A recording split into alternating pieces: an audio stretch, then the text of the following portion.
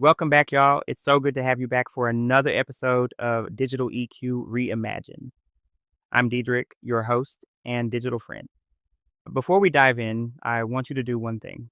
Wherever you are, pause, breathe, feel yourself here right now, not scrolling, not reacting, being. Because what we're building today, it starts with presence. It starts with you being here, with your emotions, your questions, your truth. Today, this isn't just another episode. Think of today's episode as a rallying cry, the shift, the turning point, because if the past 3 episodes were the diagnosis, this one is the prescription.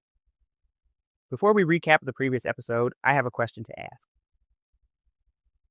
What if reclaiming your emotional sovereignty started with 5 core truths and the courage to feel out loud? Let that marinate. Last time, we peered into the 4 futures framework, right? We've walked through emotional dystopia and where our feelings are mined, monitored, and manipulated. We've witnessed the rebellion, where voices rise, systems are questioned, and sovereignty becomes non-negotiable. We've even flirted with the singularity, a future where peace is purchased and emotions are programmed. But today, we make the case for the Renaissance. Not just a dream, not just a what if, but a strategy, a declaration. Today, I'm sharing 3 things that can help guide us there. Starting with the core truths of emotional sovereignty, a Digital EQ Manifesto, and a Digital Emotional Bill of Rights. Because your feelings are not just feedback, your data is not your identity, and your emotional sovereignty, that is not up for negotiation. So if you've been asking, what do I do next? How do we build something better? What does liberation feel like in a digital world? This episode is your blueprint. Let's get into it. And you know me by now. I like to go back just a tad for context, for grounding, for a little perspective. Because the truth is, movements like this, they don't start with permission. They start with frustration. They start in the margins. They start when people decide, this doesn't sit right with me anymore. You've seen it before. People gathering in living rooms, in basements, in borrowed spaces, organizing, not optimizing. Think about the civil rights movement. It wasn't born in a policy document. It was born in lived experiences, pain, love, and a deep refusal to be erased. Or think about labor rights, how entire industries were reshaped because people said, my humanity deserves better than this. And now, here we are again. But this time, the battleground isn't factories or lunch counters. Nope, it's feeds, it's inboxes, it's the algorithms, the notifications, the silent tracking of our emotional patterns. It's digital. But the fight is still deeply human. Our history is full of examples of movements just like this.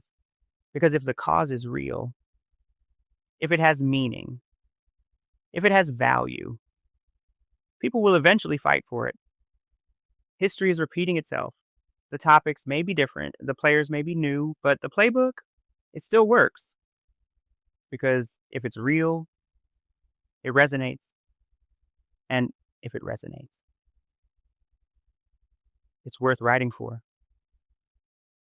So today, like those who came before us, we plant a flag. We name what we believe. We write it down. We declare it out loud. Because this moment isn't just about tech. It's about truth. Okay, I think we're ready to talk about the core truths of emotional sovereignty. Because before the manifesto and the bill, we name the truths beneath them. Here are the core tenets of emotional sovereignty. Shared vulnerability over solitary endurance. Strength isn't silence.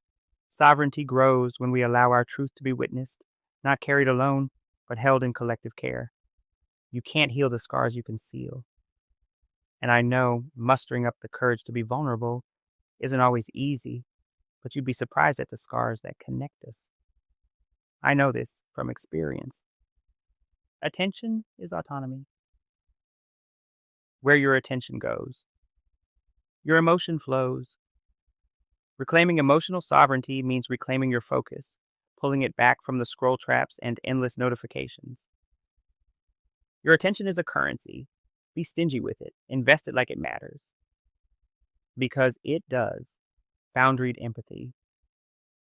Caring deeply shouldn't mean drowning quietly. Sovereignty means knowing when to pour out and when to pull back. I've learned sometimes the most powerful form of empathy is saying, not right now, or I can't, but I know someone who can. Not because you don't care, but because you do. Transparency is emotional consent.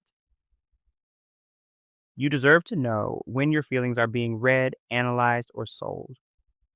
Emotional sovereignty demands we ask the question, who has access to your emotional blueprint?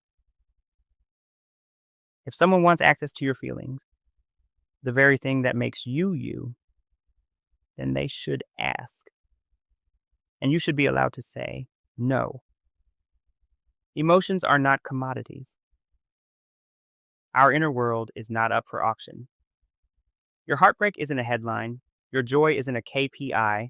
What you feel is sacred. Full stop. And we've got to stop letting systems package and profit off what should remain human. Think critically about what and how much you feed the machine. We are reduced to a prediction, a bet, and businesses are lining up, cash in hand, placing bets on the algorithm's ability to predict our next emotional response.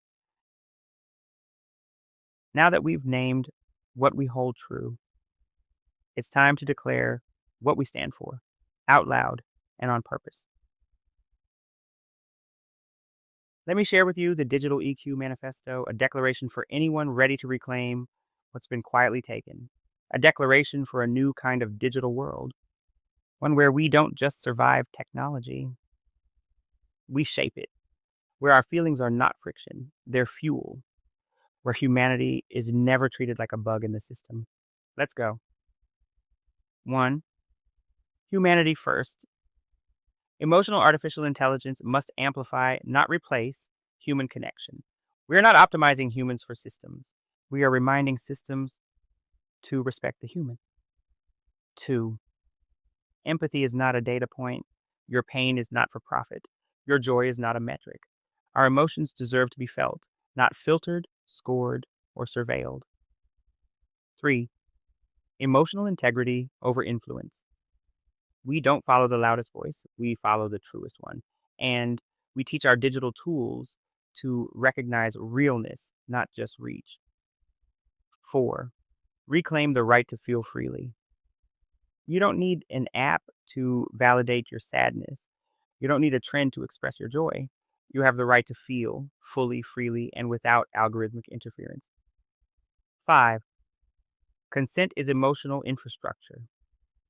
Every emotional interaction, every tracked response, every subtle signal we give off online deserves consent.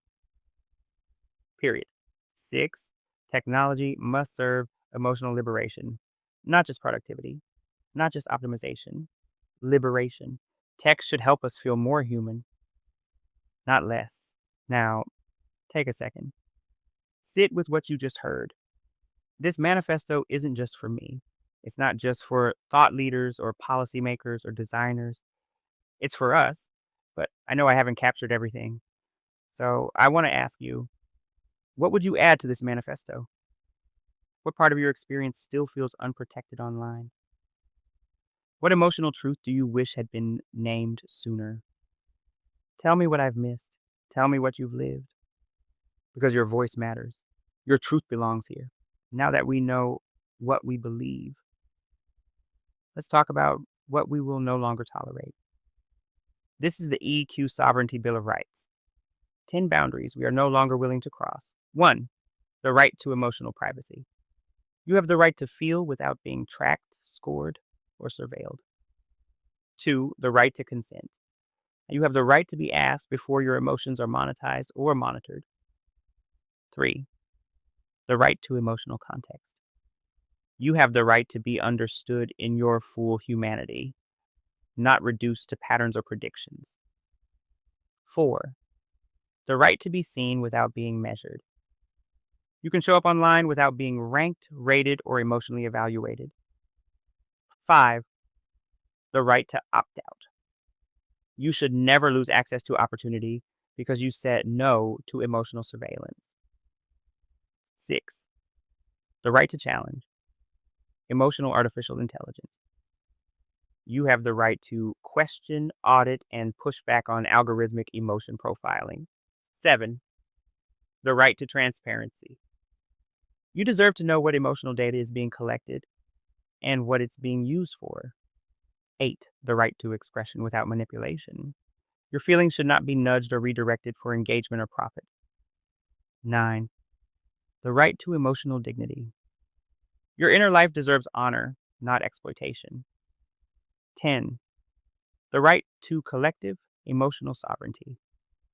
You have the right to belong to digital spaces that defend emotional boundaries together. Before we close, let's get real for a second. One of the most overlooked parts of reclaiming your emotional sovereignty is understanding what you're agreeing to, especially when it comes to privacy policies. I know. Privacy policies are long, they're wordy, and they're written like they were designed to be ignored. But in today's digital world, not reading them is like signing a contract without looking at the fine print. So let me break it down for you. Quick, simple, and straight to the point. Here's what to look for when you scan a privacy policy. What data are they collecting? Is it your name and email, or your location, your device ID, your scroll habits, your emotional reactions? How are they collecting it? Are you giving it directly? Or are they using cookies, pixels, and hidden trackers to scrape it without you knowing? Why are they collecting it? Improving service sounds nice, but marketing or sharing with partners, that's where you need to pause. Who are they sharing it with? If you see vague language like trusted third parties, be skeptical. Ask, trusted by who? What are your rights? Can you delete your data? Can you opt out? Is there even a contact email if you have concerns? Are they protecting your info, encryption, HTTPS, clear retention timelines? If that's missing, that's a red flag. Ask yourself, do they need all the data they're collecting?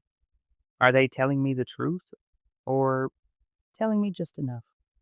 If this wasn't free, would I still use it, knowing what it cost me emotionally? Because here's the truth. Reading a privacy policy isn't about paranoia. It's about power. And power is emotional sovereignty. So the next time you hit accept, don't just scroll past. Skim with intention. Pause with purpose. Digital EQ means knowing the emotional cost of your consent. Now let's bring this home. Today, we laid out the blueprint. We named the principles. We declared the rights. We said, this is where we begin. The emotional renaissance won't happen by accident. It will happen by design. And we are the designers. So now it's your turn. Tell me what's missing. Tell me what resonates.